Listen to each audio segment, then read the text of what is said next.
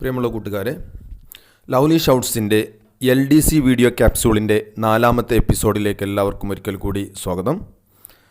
ഇന്നത്തെ വീഡിയോയിൽ നമ്മൾ നോക്കുന്നത് കുറച്ച് ലഹളകളെ പറ്റിയാണ്, അല്ലെങ്കിൽ സമരങ്ങളെ പറ്റിയാണ്. ആദ്യമായിട്ട് നമുക്ക് നോക്കാം നായർ ഈഴവ ലഹള. കേരളത്തിൻ്റെ തെക്ക് ഭാഗങ്ങളിൽ പ്രധാനമായും കൊല്ലം, പരവൂർ എന്നിവിടങ്ങളിലാണ് നായർ ഈഴവ ലഹള വ്യാപിച്ചത്. നായർ ഈഴവ ലഹള നടന്ന വർഷമാണ് 1905.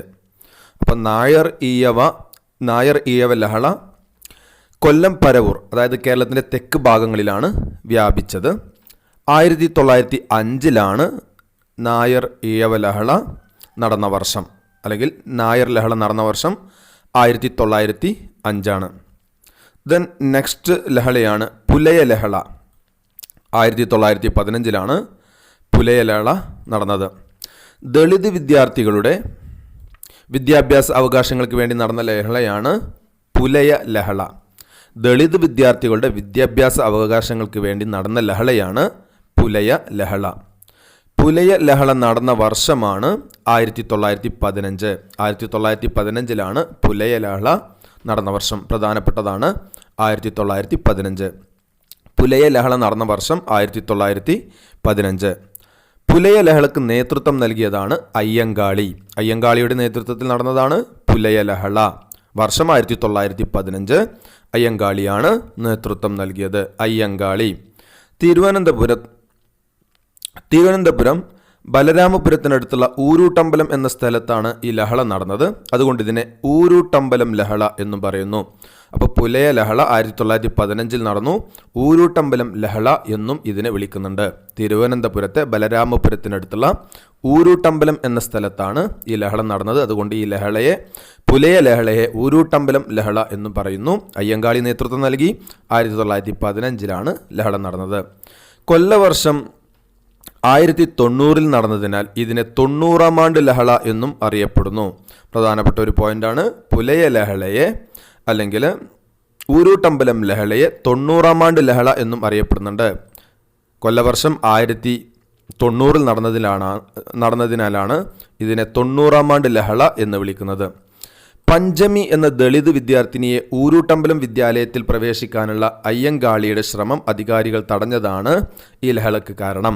അപ്പോൾ പഞ്ചമി എന്ന ഒരു പെൺകുട്ടിയെ, ദളിത് വിദ്യാർത്ഥിനിയെ ഊരൂട്ടമ്പലം വിദ്യാലയത്തിൽ പ്രവേശിപ്പിക്കാനൊരു ശ്രമം നടത്തി. അത് അധികാരികൾ, സവർണർ തടഞ്ഞു. അതുകൊണ്ടാണ് ഈ ലഹളയുണ്ടായത്. അപ്പോൾ പുലയ ലഹളയുമായി ബന്ധപ്പെട്ടതാണ് പഞ്ചമി എന്ന ദളിത് വിദ്യാർത്ഥി. അയ്യങ്കാളിയാണ് പുലയ ലഹളക്ക് നേതൃത്വം നൽകിയത്. 1915 നടന്നത്. 90ാം ആണ്ട് ലഹള എന്നും ഇതിനെ അറിയപ്പെടുന്നു. അതേപോലെ തന്നെ ഊരൂട്ടമ്പലം ലഹള എന്നും അറിയപ്പെടുന്നു. പുലയ ലഹള പ്രധാനപ്പെട്ട ഒരു ടോപ്പിക്കാണ്. ദെൻ പെരിനാട് ലഹള. പെരിനാട് ലഹള 1915 തന്നെയാണ് പെരിനാട് ലഹള നടന്നത്. അയ്യങ്കാളി തന്നെയാണ് ഇതിൻ്റെ സമരത്തിന് നേതൃത്വം നൽകിയത്. പ്രധാനപ്പെട്ട സമരകേന്ദ്രമായിരുന്നു പെരിനാട്. കൊല്ലം ജില്ലയിലെ പെരിനാടാണ് ലഹള നടന്നത്.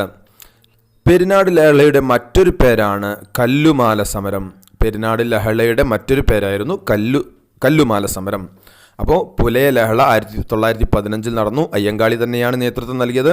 ഇനി പെരിനാട് ലഹളയും അയ്യങ്കാളിയാണ് നേതൃത്വം നൽകിയത്. 1915 പെരിനാട് ലഹള നടന്നത്. പുലയ ലഹളയും അല്ലെങ്കിൽ ഊരൂട്ടമ്പലം ലഹളയും നടന്നത് 1915 തന്നെയാണ്.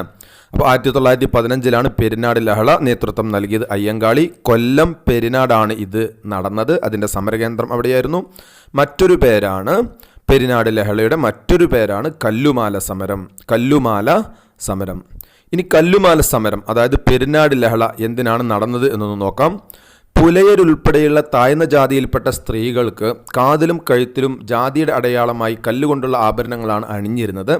സവർണ ജാതിക്കാർ അണിയുന്നത് പോലെയുള്ള ആഭരണങ്ങൾ അണിയുവാനുള്ള അവകാശം താഴ്ന്ന ജാതിക്കാർ സമരങ്ങളിലൂടെ നേടിയെടുത്തു. ഇതിനെയാണ് പെരിനാട് ലഹള എന്നറിയപ്പെടുന്നത്. കല്ലുമാല ഉപേക്ഷിച്ചിട്ട് സവർണർ അണിയുന്നത് പോലെയുള്ള ആഭരണങ്ങൾ അണിയാനുള്ള അവകാശം അവർ ലഹളകളിലൂടെ നേടിയെടുത്തു. ഇതിനെയാണ് കല്ലുമാല സമരം എന്ന് പറയുന്നത്, അല്ലെങ്കിൽ പെരിനാട് ലഹള. പെരിനാടിൽ നടന്നതുകൊണ്ടാണ് പെരിനാട് ലഹള എന്ന് പറയുന്നത്. കല്ലുമാല ഉപേക്ഷിക്കാനുള്ള സമരമായിരുന്നു, അതുകൊണ്ട് കല്ലുമാല സമരം എന്നും അറിയപ്പെടുന്നു. ദെൻ ഒന്നുകൂടി നമ്മൾ ഡേറ്റുകളൊക്കെ ഒന്ന് ഓർമ്മിച്ച് വെക്കാം. നായർ ലഹള നടന്ന വർഷം, നായർ ഈഴവ ലഹള നടന്ന വർഷം 1905, പുലയ ലഹള നടന്ന വർഷം 1915, പെരിനാട് ലഹള നടന്ന വർഷം 1915.